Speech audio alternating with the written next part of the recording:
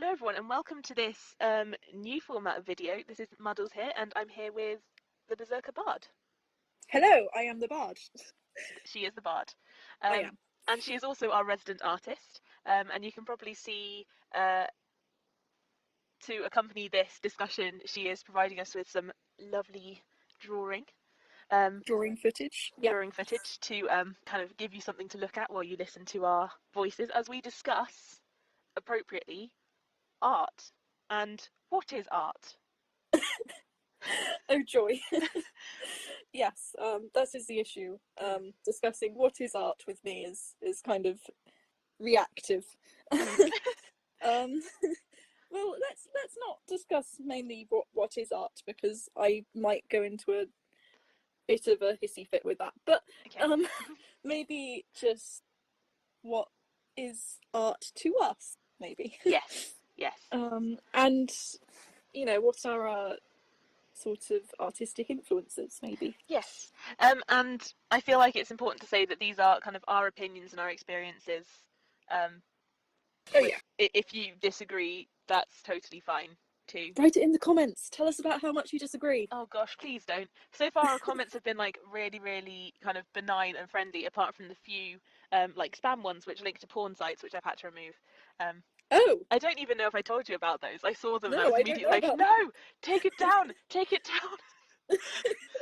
I don't know why anyone oh would think joy. it worth sharing like a link to an illegal porn site on our YouTube videos about craft and computer games. Yeah, that's not so good. No. But sorry, is that a no to all spam? Because I just have a feeling that I might want to post a few spam comments, just to try it out. I mean, you're welcome to, though I'm not really Yay! sure why processed meat is relevant. Oh, you don't think it's relevant? I think it's always relevant. I mean, if you think so, then that's fine. But There I we are mean, then. personally, I mean, as you know, I'm a vegetarian, so Well, all the more relevance to me. well, okay. um, If there's anything I want to get you on, it's the processed meat bandwagon. I mean, I totally respect that that is your current goal in life is to convert me to processed meat from processed not meat. Yeah. But I mean, we were planning on talking about art, like, Oh, and sorry. Yes. that was a planned discussion. yes, Um, it's fine. We're going to stick to topic. We're only going to deviate when there's something interesting to deviate about. Indeed. I actually want to ask, what was your kind of childhood influences in terms of video games or cartoons or things that Mhm. really like captured your imagination artistically? So, as a kid, I mean, as everyone knows, I am a novice gamer. I had and still have a Game Boy Color. I used to play Pokemon Yellow. It was great. We I think had Pokemon Blue, Pokemon Red, and Pokemon Yellow. We had the full set, and there were three kids, so we each had one game that was our game, and my game was Pokemon Yellow, and I loved it because you got Pikachu.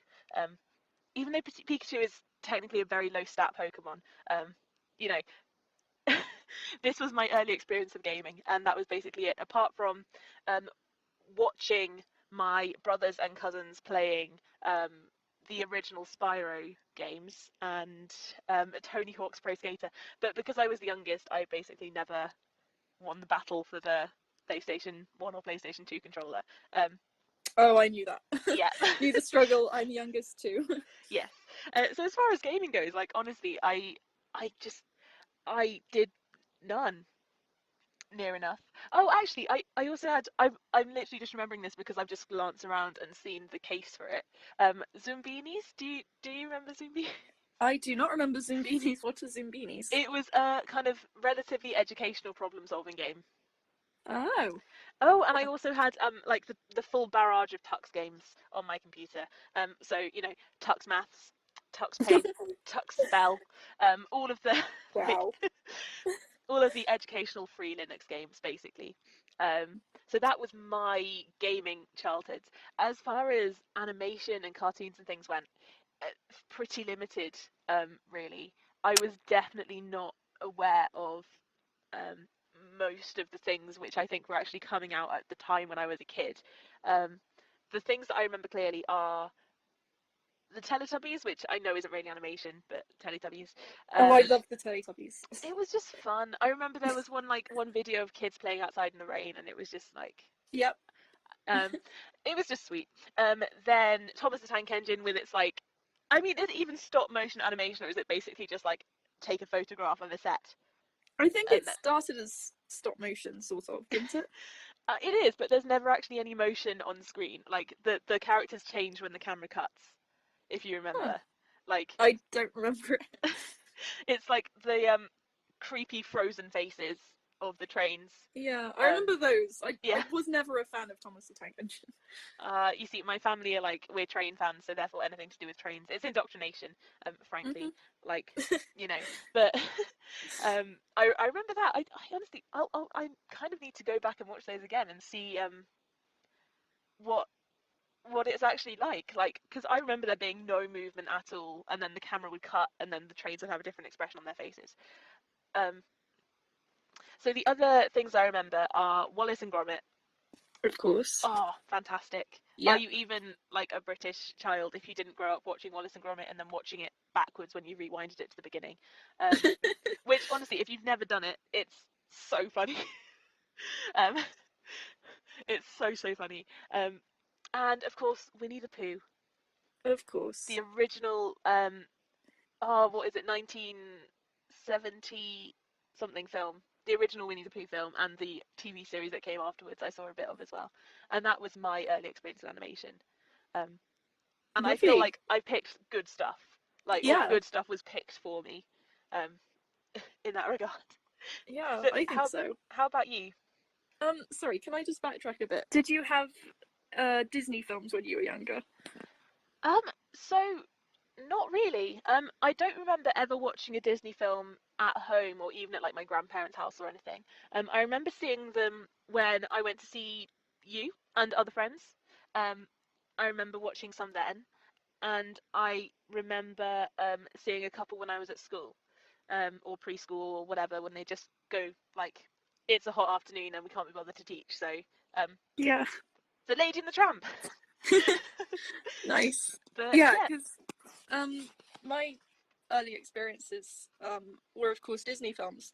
Mm. But the thing is, a lot of the Disney films we had on video were the straight to video sequels, not Oh. the original films. So I watched a lot of sequels before I actually saw the original Disney film. So I saw Lion King 2 before I saw Lion King. I saw Little Mermaid 2 before I saw Little Mermaid. Um, I saw Lady and the Tramp 2 before I saw Lady and the Tramp, and Cinderella 2, or is it Cinderella? No, it's Cinderella 2 before I saw Cinderella.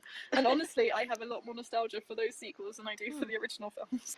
That's interesting because I haven't seen all of those, but I think my general impression of the straight to video sequels is that they're less good and are lower quality in terms But of the that's the thing. animation. I would say, well, yes, they are lower quality, but in my mind, they were brilliant, and I actually, you know, prefer some of them than the originals, which is weird because I know the originals are the best, and I shouldn't really prefer them.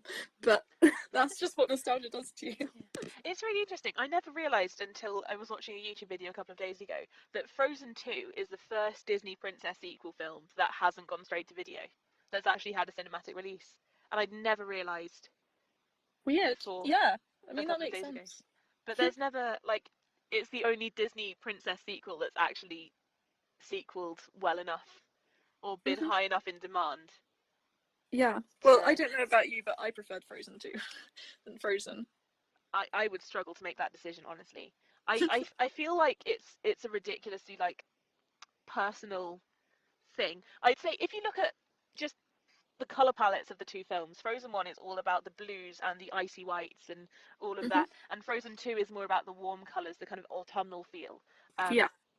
And when you get the moments where it is pure ice, even then there's often like a warm red glow coming from somewhere, or and I think whether you like Frozen 1 or Frozen 2 kind of comes down to it's which color palette do you prefer, which music choices do you prefer, and do you prefer the I mean, I can't even say like the traditional fairy tale storyline of Frozen 1 because it's not a traditional storyline, but Hmm. it's still more of a traditional princess story than Frozen 2 is, because Frozen 2 is really kind of, I mean, it's not about anything which you would see in a traditional princess film. And it's Yes. just I think I can't think of many actual like authentically like measurable differences in quality between them. It's entirely down to preference, I think. Um, and I think I probably edged slightly closer to Frozen 2 because Frozen 2 made me cry at least twice the first time I saw it. Um, whereas Frozen 1 I just enjoyed, but it didn't make me cry. Yeah. Yeah, that's fair. It's amazing, isn't it? Like how beautiful. Like there are so many frames in both of those films where you could just like take a snapshot and then pin it on your wall. Yeah. It's so It's beautiful. gorgeous. Hmm. Just even uh, I think I was just like rewatching the song when Elsa has reached the River of Ice and she's running down. Show yourself, that's it. And there's a Hmm. moment where she's just like leaping. There's this cavern and she leaps across it, and an ice pillar rises up underneath every step she takes. And I remember Hmm. just watching that and thinking like that is so beautiful. Like, Yeah. and the fact that I they all happen on the beat as well. Like, Hmm. uh, so good. Yeah. It's awesome. That's what good Disney films do though, like historically, is the good Disney films you can pause at any moment and frame it. Yes, definitely. I think with a lot of um, modern Western animation, it's all about making sure that every shot looks good. Um, I think because there's such a strong visual appeal with these films. Um, I mean, that's what kind of brings people in, though, because people are falling out of favor with 2D animation, Mm, which is a shame because it's lovely and there yeah. is so much good about 2D animation. But people like the sense of depth and realism you get with 3D animation, because it's done in such a different way. You don't have the backgrounds drawn, hand drawn. Yeah. You sort of everything's computer generated. It's these environments are made to look as real as possible, but still in keeping um, with the style. Mm. And there's just more you get out of that than you can with just hand drawn. Yes. But if I look back on my list of so yeah, no, I totally get that. There are some things which are just better in 3D, and I think recently Disney has been taking advantage of those. So things like Moana, the water looks amazing. Frozen and Frozen 2, the ice looks amazing, and you couldn't do that in 2D animation. Um, but there are some things which I think just belong in 2D animation. Oh Um, yeah. and like as I said, like one of my big kind of early animated things was Winnie the Pooh. I think if anyone knows this channel or has looked at our blog, they know that I love Winnie the Pooh. Um, Winnie the Pooh is just one of the best things that exists on the planet. It's just, oh, it's so good. Um, and when you look at the attempts that have been made to turn that into a 3D Oh, don't. thing, even Yeah. even when it has worked out well, um, and by well I mean you can look at the characters without going and hiding under your bed in fear. Um, it's just not right. Like there's something about 2D animation that really appeals to the characters that encourage you to find the beauty in the simple things. And I think a lot of kids' TV and also a lot of kids' films, so like Winnie the Pooh and also, I was listening to an audiobook of The Famous Five um, a couple of days ago, and I realised that it's often such simple things that make really compelling stories and really like positive stories. Like the dilemmas are so small and insignificant. Like this person Hmm. has lost their tail, or somebody has a toothache. Um, Hmm. you know, Yeah. and it's when you have something like that, it needs to be in a style of animation that complements that. And Oh, that definitely. Yeah. and I was just thinking about it. I think the most recent 2D animated film that Disney released was Winnie the Pooh. This was 2011, and Princess and the Frog was 2009. Okay. And I didn't know that. everyone always talks about Princess and the Frog as the last 2D Disney film, but it's the last 2D Disney princess film, but not Yes. the last, you know. Yes.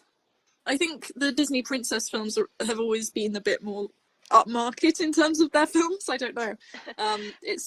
I mean that in terms of people tend to watch the princess films like with more expectation. Like there's something about the princess films which kind of define Disney, so they're a bit more hyped.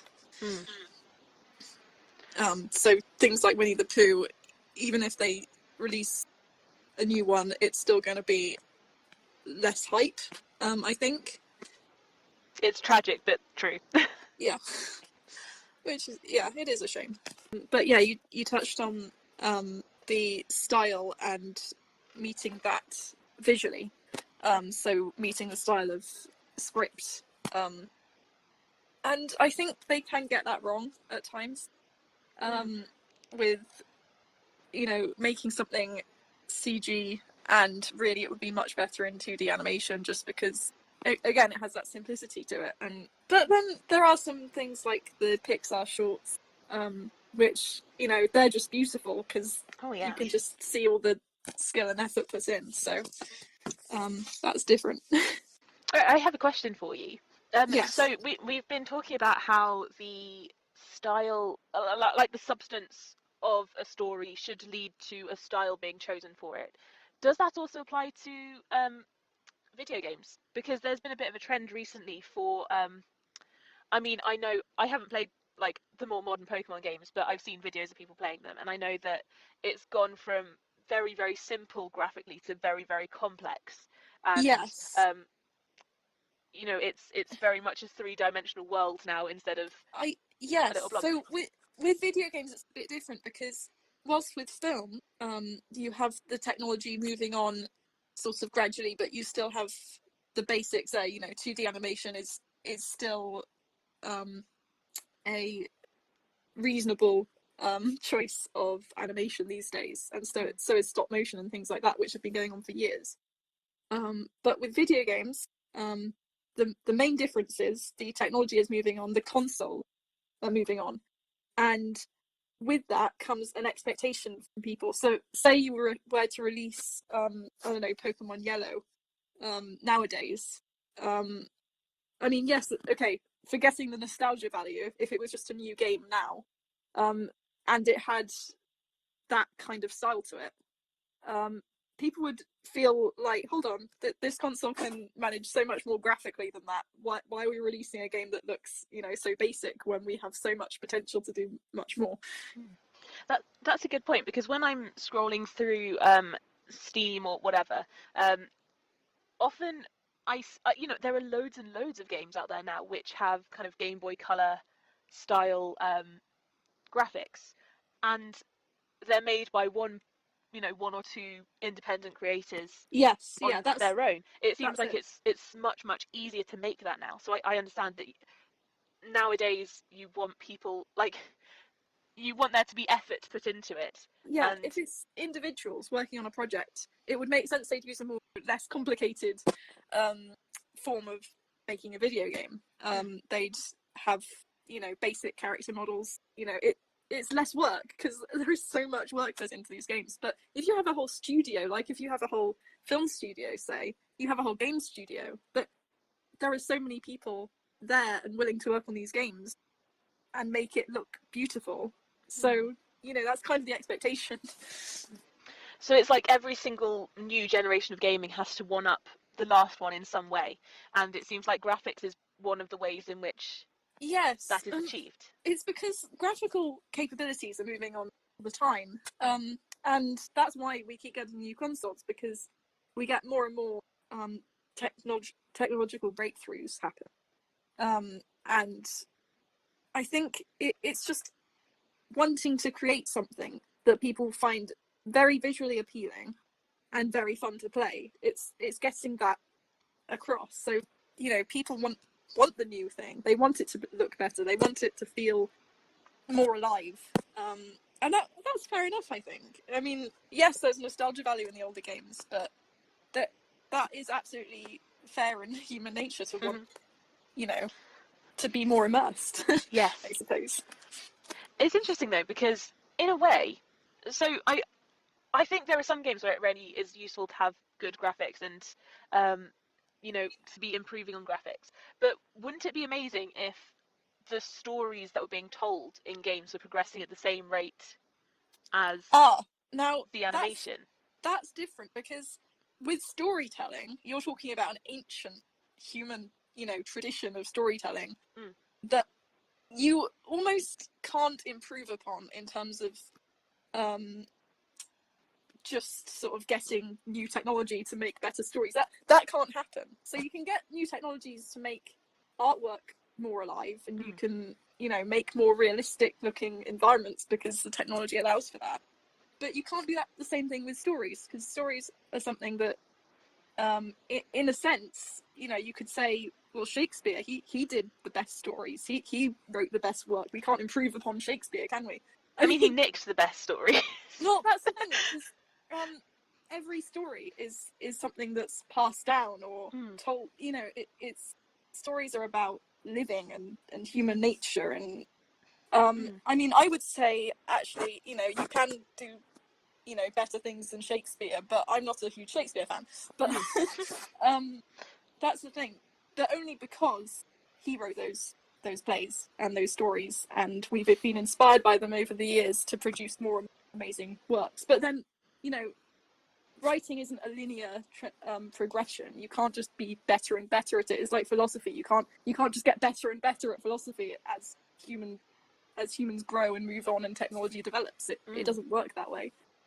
So because technology is currently the thing in our societies that is improving the fastest, that is where people look to when they are looking to improve their games. Yes, I think technology improves the video game appeal, in a sense. Technology is the thing that drives it forward and makes everything, new games, better and stuff. But actually, storytelling can't necessarily be better. And in fact, you could say the best stories in games have already been, or I mean, obviously you can't tell the future, but Yeah. So one thing that can happen with newer technology, though, is that the way that you tell those stories changes. So I'm not sure if I've ever talked to you about this before. I don't even know if you've heard of it, but have you heard of Petscop? I think I watched a theory video about that. Right. Yes. So Petscop is a series of videos. So Petscop is a PlayStation 1 game that was designed and built so that one person could make a let's play of it, playing a character who found the game, um, or was possibly given it by somebody. And for me, I think, and the reason I brought it up is that this game isn't a game that you can buy. There is probably only one copy in existence, and that belongs to the person who's making these videos. But this person has decided that to tell the story they want to tell, which is a really creepy and very dark story. Yeah. They made a PlayStation game, and then they're making videos talking as if they don't know what's in the PlayStation game. And Yes. it means that you can go on that journey of discovery with that character, um, Mm-hmm. and you can be in the position of the person trying to unravel the mystery, um, of what the story is. And Yes. it's really compelling, and it's actually, I'm not normally one for horror things, but I've gone and I've watched every single episode of Petscop that's been pushed up, because Well, it's you so say you're like, not for horror things, but you did play Five Nights at Freddy's. okay. And Okay, I like studying horror things, but I don't normally like experiencing them myself. Like, I don't normally go and watch horror films. And apart from when I'm making videos for this channel, I don't play horror games or anything.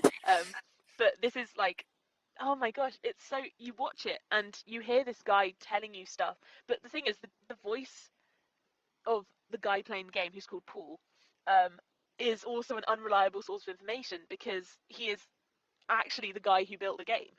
yes. And it's so like, it makes it so fascinating as a story and a way of telling that story, and it's almost entirely due to the way that you're hearing the story. Yes.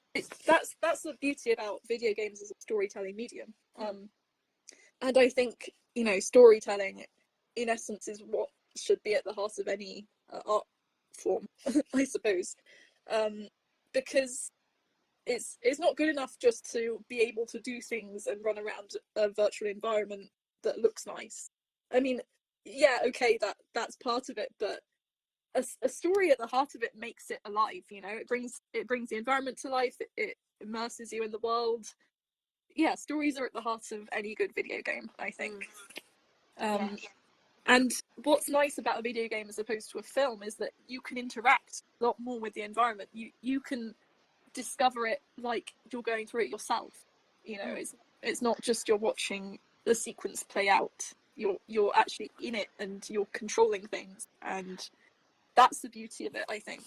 I think this also kind of coming back to the same idea. It means that there are things the developers of games can hide hidden storylines inside the games in a way that you can't with a film or a TV show. Oh Um, yeah, there can be because so much depth to it. Yeah. yeah, because what you see in a video game is entirely down to how hard you look. So often things are slipped in to reward the people who look hard. Um, Yes. so Yes. like the ghost children who appear in Pokemon games sometimes and then Yes. vanish. Not just children actually, there's like ghostly figures that appear in Pokemon games, and if you find them all, then maybe there's a story hidden in there for you. Um, Hmm. or the idea um, that there's a Pokemon called Darkrai that's been flying around putting children into nightmarish states from which they can only awaken with a particular item, um, which has occurred in several Pokemon games, I think. And this isn't something you could do in a. These are completely optional things in the games. Like they're not part of the main storylines. It's Hmm. it's just a thing which you might encounter, and if you do, then you can see a whole new story. Whereas in a film or a TV show, everything that you see is Is meant to be if you tried yeah. to include that many details into a film or even a TV show, then it would just confuse people because if you suddenly like have partway through a TV series suddenly a ghost girl appears, um, sure a few people might have noticed a few episodes before that there was a hint that there was a ghost girl or I don't know why I'm using the example of a ghost girl. It's just there is a ghost girl in Pokemon. Um, but it would really confuse people if suddenly you had a massive change like that. It would confuse the majority of people who didn't notice that there was, I don't know, a grave with a girl's name on it shown a few episodes before that, um, or a mention that there'd been some ghost activity at the start of the series or whatever. Like normally you filter those details out if they're skimmed over in the way that they are in a computer game. Yes. Because they're normally not important. But when you're in a film or a TV show, you can only show what is important. Yes. Well, I think um again, video games have this ability to tell multiple stories. And if you follow the main quest line, you know, the bit where you go through and get to the end and that's it, then I guess you only follow one. But they also have the ability to litter stories everywhere. So if you don't play through really quickly and you actually investigate the world, you find a lot more. And Yes. there's something, you know, really poetic about that. Mm. And now there are, I mean, I think it's an increasing trend in computer games that there's more than one ending, and your actions throughout the game determine which ending you get. Oh yeah. So, for example, in Five Nights at Freddy's 6, which I have not come even close to ending, there is an ending that I could access. That I might actually access in the next video that we do, called the Insanity ending, um, which can be achieved at any point through the game by doing a certain set of things, which were discovered basically by trial and error over time. Um, Hmm. then there's like the lawkeeper ending if you fulfill this certain set of challenges, and if you get that ending then you get a different ending picture which fills in part of the story that was missing. And it's if you play the game and you never let any of the evil possessed animatronics into your restaurant, then you get another ending in which you don't die, so that's nice. Um, it makes it so much more interesting, but it also means that often you can't play the game independently. Often, in order to work out what you need to do, you need to watch videos of other people playing the game, or you need to go onto a forum and find an answer to like how do I get this ending or how do I get that ending, because it's often to actually get one ending you have to do a really specific set of things, and Yes. normally you have to rely on the community as a whole to figure out what those things are, um, rather than one person just playing by trial and error, which I think is really interesting because it creates this. I think it's really good for gamers as a community that you're in a position where you have to go to other people and ask them what their experiences were by doing a particular thing. And I Yeah. think it's the future of gaming. I think is that even when you're playing a game on your own with no other kind of playable characters, just a one-player game, you still get other people involved, and you still have to look up other people's version of the game essentially to Yes. Yeah. understand yours. There's a lovely community atmosphere to be taken in by these games that force you to look elsewhere, and not just rely on your own playthrough. I think it's nice because you always discover something else from someone else's perspective. So that's what's great about these games, is that they get you to always look through someone else's eyes. Sorry. I just thought I'd sneeze. Oh. Yeah, it's I feel like this might be where storytelling is going now, because there's only so many stories that can be told. We all know that there's only like 7 Yeah. actual stories out there, and Yeah. every single piece of literature, every single film, every single game is just one of those mixed with another one or something.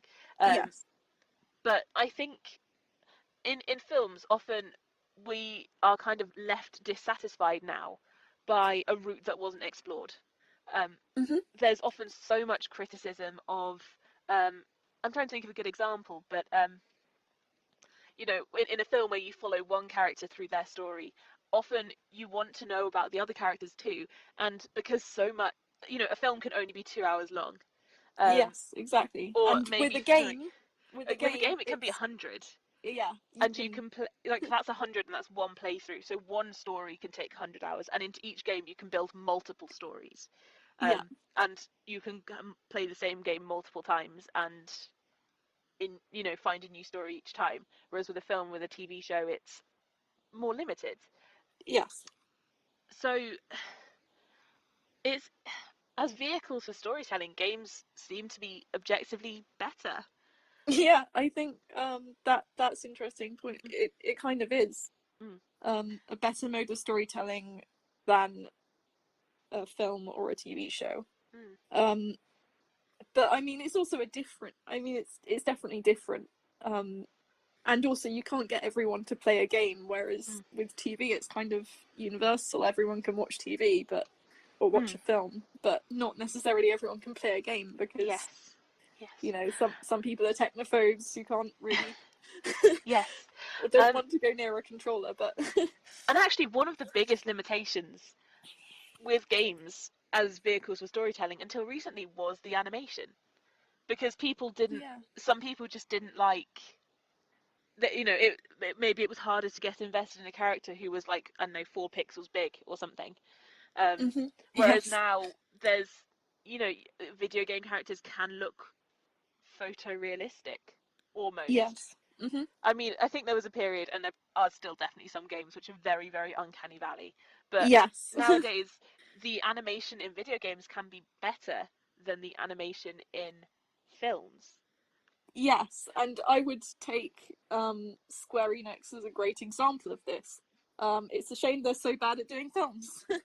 um, I mean, they have the most beautiful graphics in their games. Mm, They always have done. They've got this really high standard of graphics, mm, which makes opening movies throughout the games look so immersive and just so beautiful. mm, Um, that they do amazing work, but the thing is, um, they are limited to video games, mm, and I say that because they have done a few films and they've always been bad, either story wise or just they just don't get the essence of the game mm. which they're trying to do the film of. Yes. Um, it's a shame because the visuals are so amazing and you Mm, just want them to be doing well, but they just can't do films. mm. But I think that's the thing that tells you something about the nature of video games as a storytelling medium, is that if the company that can do games so well can't do films, it's because it's just so different to do a video game and have so many different elements in it. Yes. Um. Um, So interesting thought. But so earlier we said one of the amazing things about Disney animated films is that every single shot could be framed and stuck up on the wall, and every single shot is beautiful. mhm. Are we at that point with video games? I Have we think got so. there? So, if you've ever played Spyro Reignited I trilogy, haven't, but I've seen you play it. yes, you'll know that every shot looks beautiful in that. Mm, Like you can stop, take a screenshot. It always looks good. mm, Same with Horizon Zero Dawn. mm, Same with quite a few games, Nier Automata. And it's interesting because the Gosh, Spyro Reignited trilogy isn't trying to be photorealistic. It's no, definitely it's it's trying cartoony to be, graphics. it's trying to look like an animated, because photorealistic four-legged dragons are really really hard. Like Well, you can't do photorealistic. I mean, mm, it just, the more realistic you go, the more hanging off a cliff edge, yes. kind of trying to get something to work Mm, without it looking bad. But with Spyro, you'd never want it to be photorealistic. I mean, mm. that would just be an awful design choice because, first of all, dragons don't really exist, so you kind of have problem getting an actual dragon as a reference for that photorealism. And I mean, secondly, I know a few, but I know, sorry, yes, of like course. But also, you want them to be able to do expression. Like Spyro has a very yes. expressive face, Mm. and let's face it, we all know what happens when you take expressive characters and turn them into horrible photorealistic things. Lion King. It's awful when they do that. It just It ruins often the is. essence. It's like Yes. you don't take an expressive, emotive, anthropomorphic character and turn it Mm. into like a very naturalized photorealistic version of itself, because you never get the personality through that. Mm. Very right. Have you noticed what you've just done, by the way, Bard? What? You've just brought us full circle, right back to where we started with Disney animated films. Oh, I have. I'm sorry for mentioning The Lion King. But that's okay. I think this might be a good point for us to end this episode. Do I think so. you think so? I think we've gone back to where we started, and we've covered a lot in the middle. So Indeed, we have. yes, And it's been a fun discussion. and hopefully you're just finishing up your drawing at the same time. I am. Well, yes, we know Near this. enough. I mean, time lapse is great. Yes, it is. Well, so thank you very much for watching and listening, everyone who's watched and listened. Indeed, thank you all. And don't leave too many negative comments. Actually, do. No, don't. No, actually, do we want to reply to a lot of negative comments? I mean, they say